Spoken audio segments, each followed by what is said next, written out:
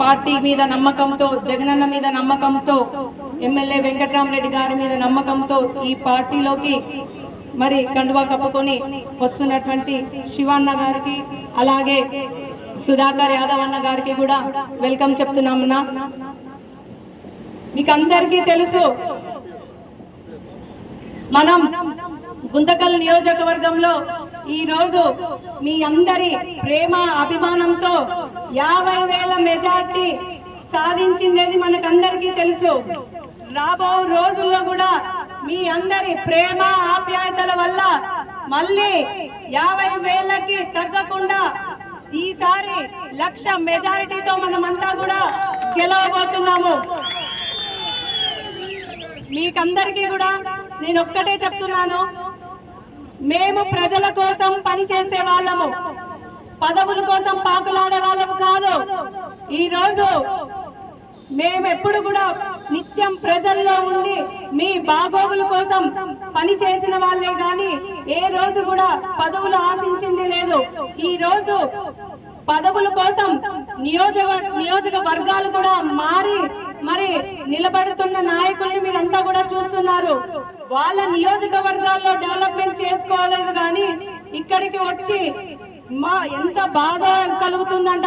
నీళ్లు లేవా మీకు, ఈ రోజు రోడ్లు లేవా, కాలువలు లేవా అని ఇక్కడికి వచ్చి అడుగుతున్నారే. అదే ఆలూరు నియోజకవర్గంలో ఈ ప్రశ్నలు ప్రజలు అడుగుతుంటే మీరు ఏం సమాధానం చెప్తున్నారని చెప్పేసి మిమ్మల్ని నేను ప్రశ్నిస్తున్నాను.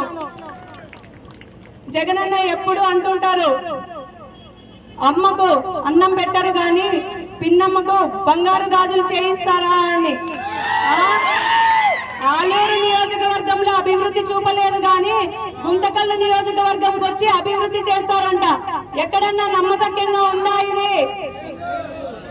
కదా. ఈరోజు భీమిరెడ్డి ఫ్యామిలీ అంటే రాష్ట్ర స్థాయిలో గుర్తింపు పొందిన ఫ్యామిలీ.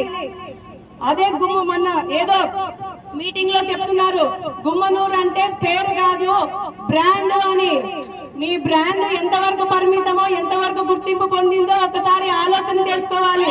ఈ రోజు ఎల్లారెడ్డి కుటుంబం బీమా బ్రాండ్ రాష్ట్ర స్థాయిలో గుర్తింపు పొందింది. మీ బ్రాండ్ ఆలూరు నియోజకవర్గంలో కూడా గుర్తింపు పొందలేదు. కాబట్టి ఈ బ్రాండ్లు ఇవన్నీ పక్కన పెడితే మనం ప్రజలకు ఏం చేస్తున్నామని ఈ రోజు ముందుకు రావాలే కానీ ఎవరికి. నేనైతే రైతు రుణమాఫీని విన్నాను, డ్వాక్రా రుణమాఫీలు విన్నాను కానీ కేసులు మాఫీలు అంట.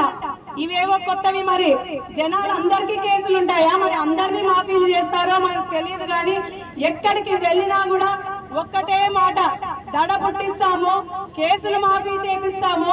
తొడలు కొట్టడము, మీసాలు తిప్పడము, తొడలు కొట్టడము, మీసాలు తిప్పడము కాదు. ప్రజలకి మంచి చేసి ముందుకు నిలబడితే మేము కాదు తొడలు కొట్టి మీసాలు తిప్పాల్సింది. మేము వెంట ఉన్నామని చెప్పేసి మా వెంట నడిచే మీరంతా కూడా తొడగొట్టి మీసాలు తిప్పే రోజు తొందరలోనే ఉంది అని తెలియజేసుకుంటూ, మరి మీరు ఇవన్నీ కూడా గమనిస్తున్నారు.